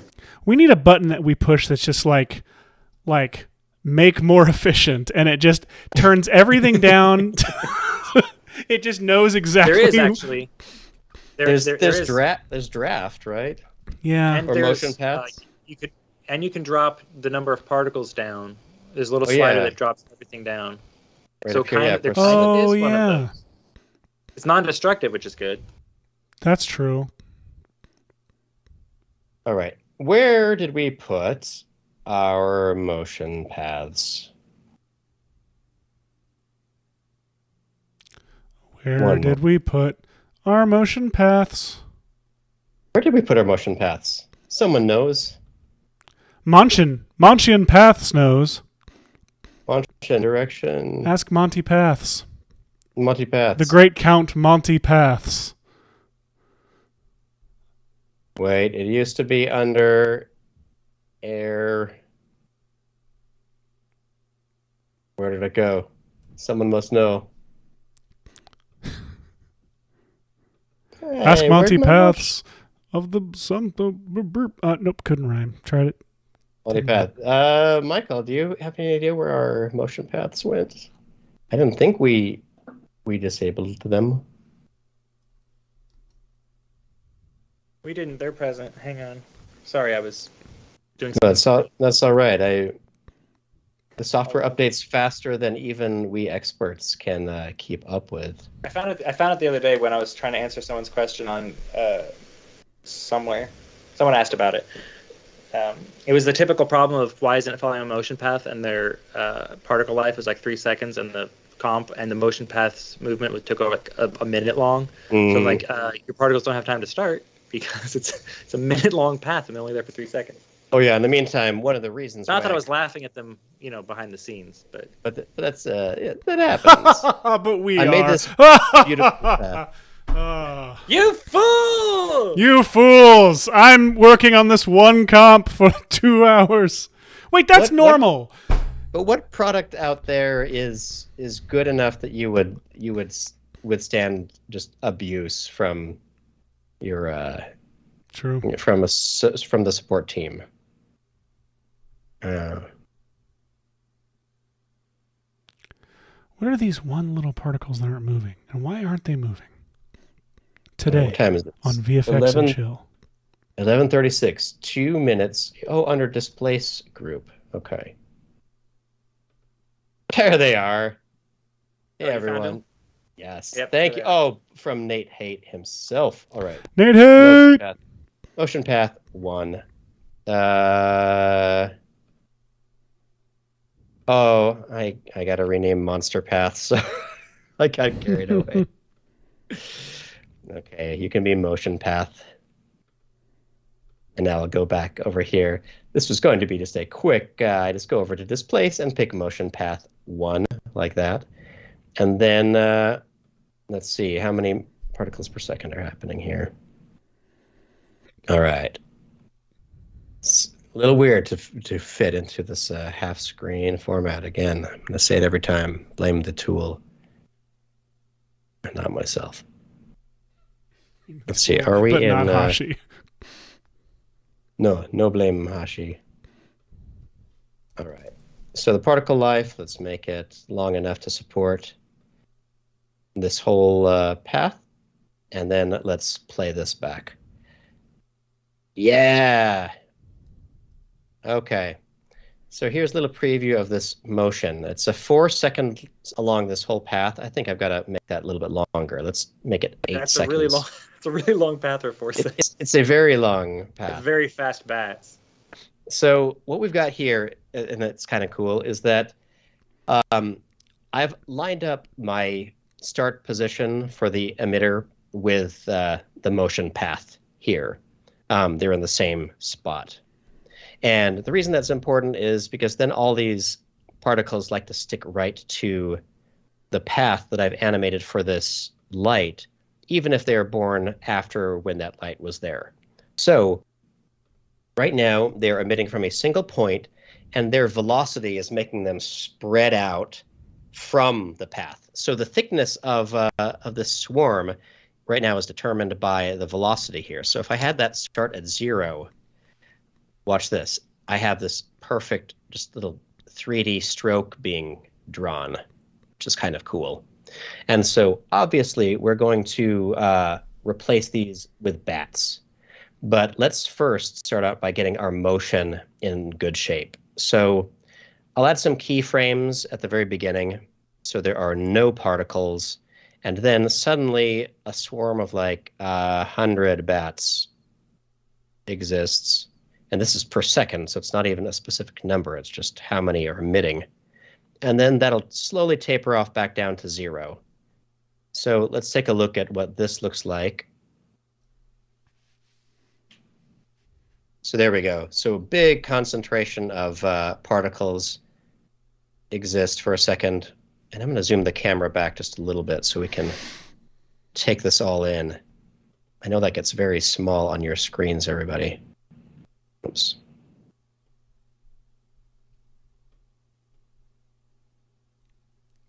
But it's exciting. I did this also in the Frozen, our Frozen 2 tutorial, in case you've got to go, and the Wrinkle in Time tutorial, I think. You're covered in more comprehensive steps. Way back. The original, my first official video for Red Giant. I guess are you sure? Doctor Strange was a little was a slide in there. That was I really just wanted to make it, and because Aaron Rabinowitz had texted me like 400 times to well, that's how Aaron says hello. Something. Yes. All right, what do we got here? So somewhere Stu is laughing. Hitting from a single point, and I'm going to change the emitter type to a sphere. So if you can imagine, now there's a sphere worth of volume emitting these. So there's no velocity on them, so they're still not trying to like escape the path spot they were emitted for, but they really move around like a flock now, which is cool. And what Seth was doing was great because he had a preset up in half a second that had a perfect simulated swarming path. But I want to demonstrate how to go really specifically art directed to have exactly the shape that you want. So yeah, that's this motion path. So as you can see, if I highlight the light, these particles are moving along it, and that's really swell. Let's go ahead and replace them right up here. Particle, let's say the particle type is a little sprite. And then for the sprite, have I brought my bats in here?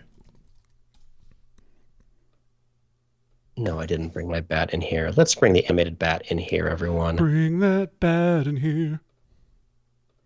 That's not a song at all. It's really not even a I kind of dug it, though. Yeah, it's all right. All right, so under the sprite controls, we will assign the layer to be the animated bat. Let's see how big that makes it. I want time sampling to be on random loop.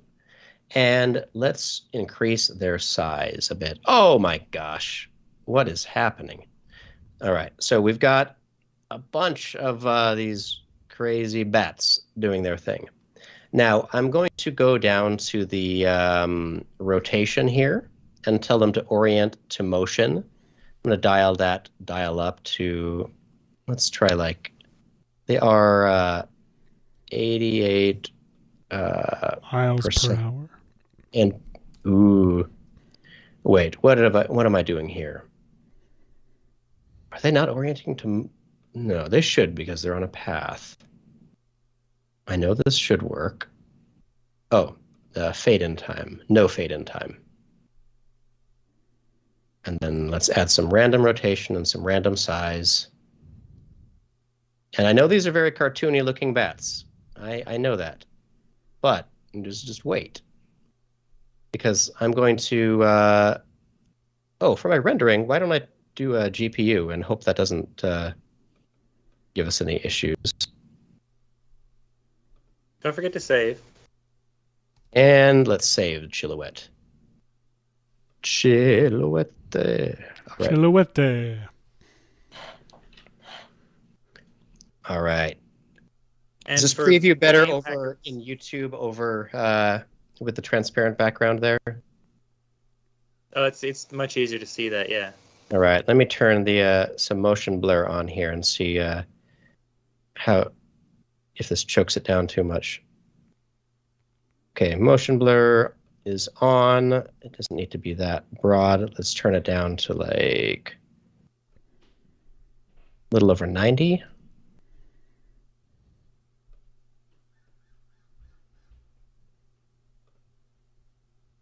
And also, let me change I feel like I have some rotation over time or something like that going wrong here. There we go. So now, all these crazy bats become more of a little rendered, blurry, fast, bat-ish shape, which is pretty cool. Let's just preview this down here a little bit. Now, is the GPU or CPU better at this point that I'm using sprites and adding motion blur? There comes a point where the number and size of the sprite makes the GPU version faster than the CPU version. And the threshold at which it crosses can vary depending on machine and what you've got in your scene and blah, blah, blah. So there's not really a quick, easy answer to that. But Nate hates in the chat. He can tell us it's more. always worth checking it out. All right. Let's see. Let's just see just generally what the motion of these bats is. Here we go. And for the game hacker's benefit, it's Aaron Rabinowitz. You guys blasted the name so quickly, he's not hearing it very clearly. It's the guy who used to work at Red Giant. He is. His name is pronounced a little bit like our own. Like our own Rabinowitz. Our own Rabinowitz.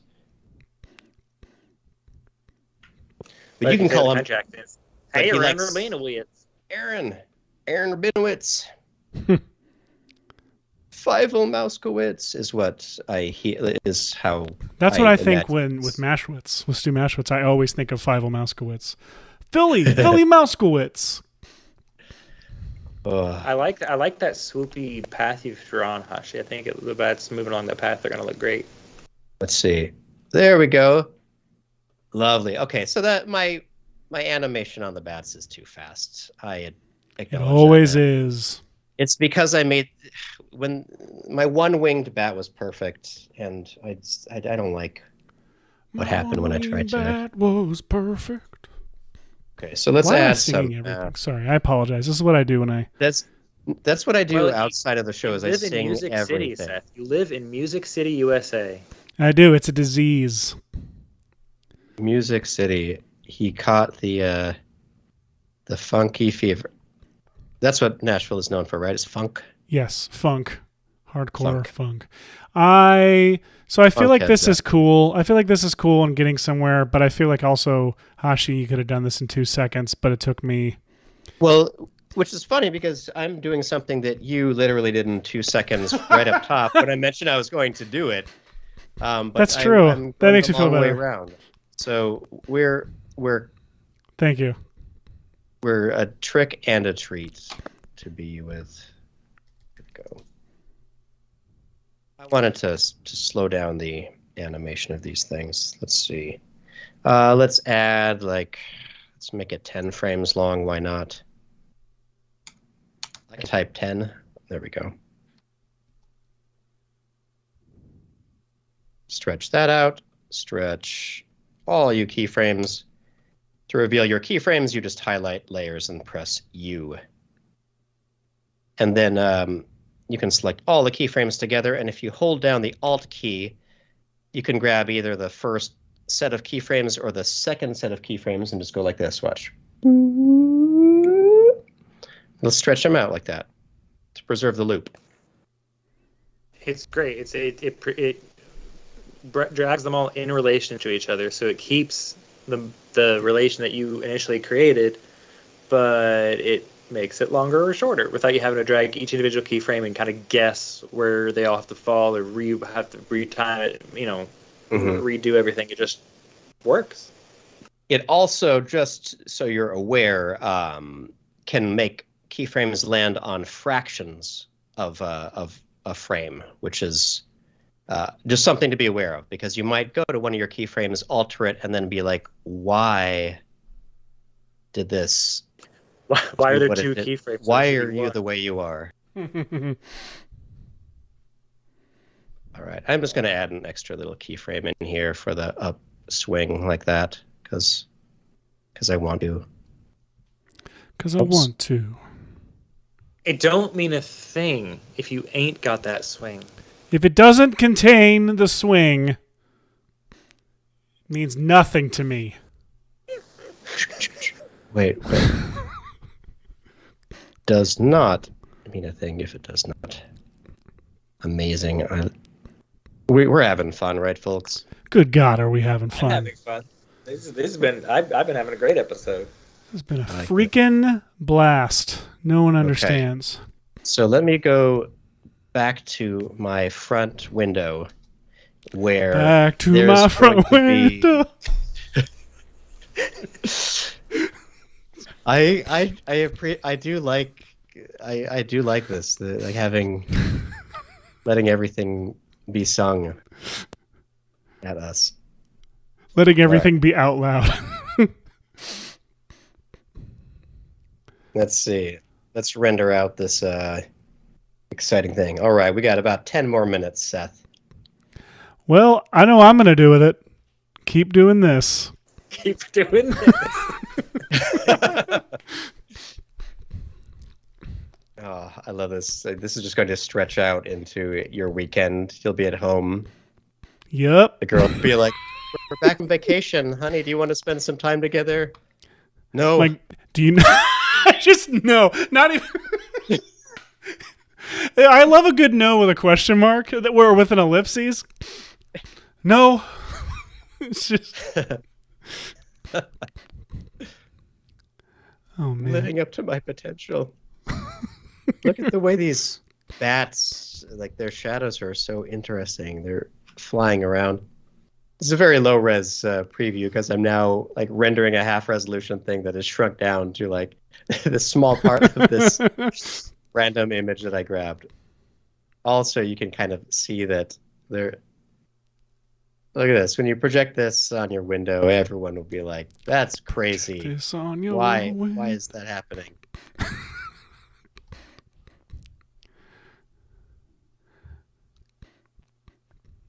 Oh, come away from that window, son. Not for the bloody message contained, but obviously someone spent a really long time making that message.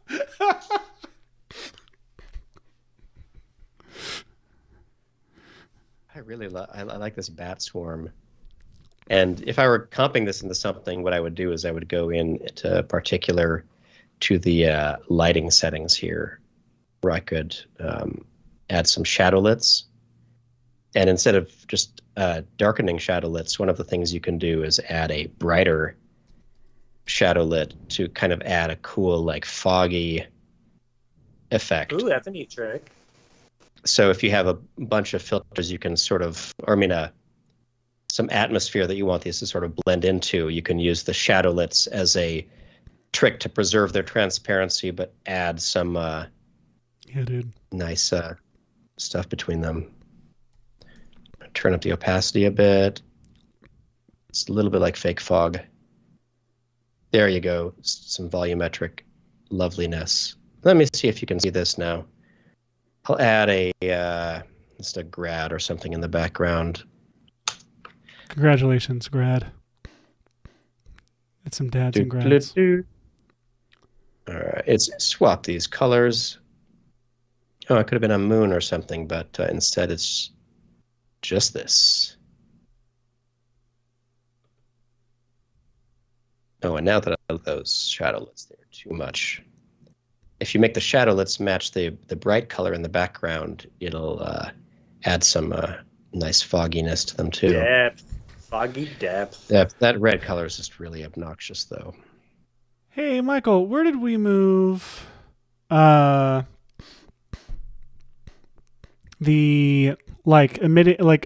inheriting settings from parents? What settings are you going to inherit from the parents? Size.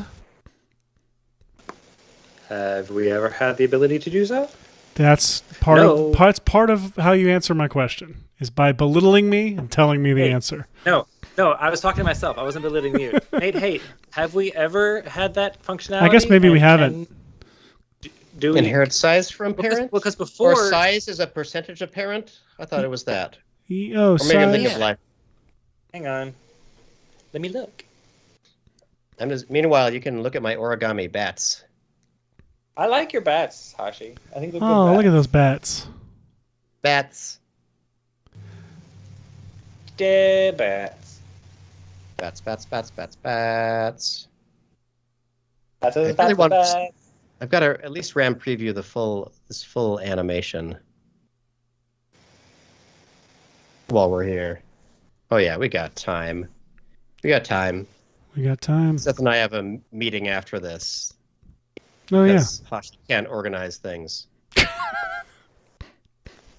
Well, it's partly because I set up incredibly I would say I set up complicated databases for you and things for you to help you organize your project, but it's complicated work. All I have done since I got your complicated database, which was actually a beautiful database. Seth produces a beautiful Airtable. Shout out Airtable. Hashtag errors. Again? Shouting out Airtable more? Shouting out Airtable more. Yeah. And I'm going to do it. I'm going to publicly say it. Teams. Microsoft Teams. Nate Haight says inheriting size and inheriting opacity is a feature request. So, all right. Consider Nate three Haight. Votes. Consider 3 votes added to that feature request. Here you go. Look at this. Look how much just the motion does the work. Like the sprites look like garbage, but they have a stopping point. I didn't think about that. But imagine if you had a varied wing speed or anything else. Look at this. This is wild. You could do so much. I love it. I love using motion paths. Yeah, this motion path thing that you did to make these bats is something someone could do with, even an old version of particular. It doesn't use the new flocking system or anything. It just good old-fashioned, clever use of keyframes. Like, it's good keyframes make that movement look good. Just some good old-fashioned keyframes. And yeah, I do really think that it's always important to switch to multiple views of your motion path keyframes, because honestly, the more pretty the actual curves look, it really does translate to something that will be nice. So like this, for example, that's a weird. Oh no, that's the end. So let's just have that be off screen again. And then you can just adjust these all to like work together and be beautiful. Just for funsies, so we can see it a little bit faster. Let me just switch back to my some little spheres. My little spheres. Oh, look at that. Weren't we talking about doing some volumetric smoke earlier? Now we're always have been talking dang about it, now I kind of want to make this is a callback to wait, do I still have it open? CM de la there we go. CM de la Vega. Oh, I'm trying to pull you up. Yeah. That's why we were talking about volumetric smoke. It's the cool stuff there. But hey, you could go ahead. Nope. Sorry. How do you set roughen edges to 0? Like, which setting do I do to get it to 0 if I want to keyframe it on and off? You need the softness all the way up and the border all the way down. Yeah. So, excuse me, softness I only see sharpness. Oh, sharpness all the way down. So sharpness all the way. down and border all the way down. That should, but like it'll be a slight difference. But I think Slight difference. That's slight enough. It's fine. Thank you, sir. All right, let me turn down the shadow lit opacity here and mess with the opacity of these things a bit. Let's make them 70. And now, Seth, we are back to creating the smoke monster tutorial that got you into my this whole first tutorial business. for Red Giant. Link Still that crap, Michael. I don't even know if it's available anywhere. The smoke monster? Yeah. What can we call it? A banger. Yeah, it's still up. I wonder if any of it's still applicable. Very little. But you know what? It's funny. And it features me chewing gum and talking to a camera. It is funny. It was the reason I wanted to know Seth. More than his short films was just his editing. It has the Seth Worley jokes in it. That's one of the first Seth Worley tutorials I ever saw. I was like, oh, I like this guy. Do you know why? Oh, that's so sweet of you. Well, you know why it was one of the first? It was because it was the first that I ever made. And just frustratingly I'm saying I was there at the funny. beginning before you were cool. Is what I'm saying. It is before I was cool. I got Worley. unbearable when I was cool. That's when I became unbearable and my audience all ran away. Oh, speaking of being into things before they were cool, did you know Skrillex played in Nashville before he was cool? What? Like just played here once, or was like here regularly? I think a lot of people played here once. He was on the bill. He was on the bill for a music show, and I was like, "Oh, this guy's cool." And yeah, he was before he like blew up. Nice. Yeah, he played Nashville. Nashville's got a good EDM scene. You just gotta find it. You do have to find it. Well, this is where just look for Seth's tall head. Yes. And yes, 100%. I don't even know. I haven't watched that Smoke Monster tutorial in at least a month, but I think there are. You watch it more every month? It's good to watch it every month just to humble yourself. Like I think that's a practice at Red Giant is just to know. Weirdly, it'll humble others and humble me at the same time. It has that weird effect to where it actually will push all of us down to the ground. Yes. Sorry, Michael. I cut you off when you were giving a real point. It's unlike me. Oh, I was just saying. I think most of the stuff in that tutorial has been. You should do a new one. Is what I'm saying. That because it's still decent volumetric smoke, and it's neat integrating it into a shot. And it would be nice if it used the more up-to-date techniques. Well, it's so funny. Like, I did it because it was for this... it's 2:00, but I did it because it was literally a preset in particular. Like, to make... I figured how quickly it was to make the smoke monster. And I did this competition ABC did for fans to make their own promo for the series finale of Lost. And I made one where the smoke monster was like... super depressed the day after the finale aired because he didn't have a job anymore, and because it was easy. So I was like, oh, it's a freaking preset in particular. I had just learned particular that year. In fact, I had just learned After Effects that year, which is just alarming to me that like I learned After Effects in particular in the same year, and like within 12 months, like. Just like learning that like kicked off at so much of my career. It's crazy. It's like, can you imagine if I had just stayed in Apple Motion for forever? Oh, no career. no thanks. And here I am. I can't escape just like creating multiple versions of Sky Buttholes. It's my. I like how I'm like, can you imagine if I had just stayed in Apple Motion where I would be right now while I have spent 2 hours animating not living up to your potential? Which brings us to the end of our show, everybody.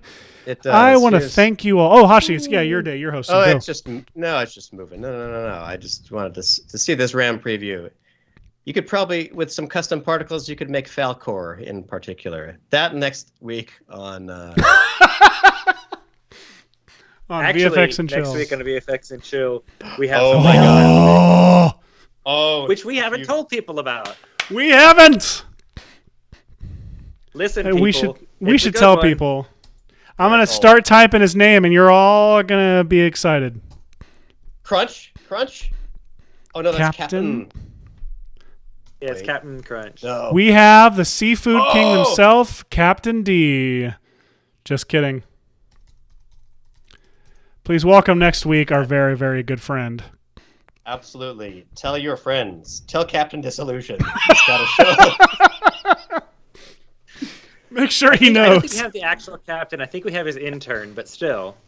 Oh, even his still. intern- Yeah, we have his intern, Alan, who has been awesome at corresponding via email. I'm not sure if he's put these in front of the captain, but Alan will be there next week, and we are incredibly excited to talk to the man behind the legend. And No, it should be a good show. Incredible. All right, everybody, please join us next week, Friday at 10 Pacific, for another very exciting episode of VFX and Chill. Do it. Where we can disillusion you about visual effects. Ah! For real, everyone, thank you. This was a fun episode, and happy Halloween! We'll say that a few more times. Bye, Mr. Skeleton.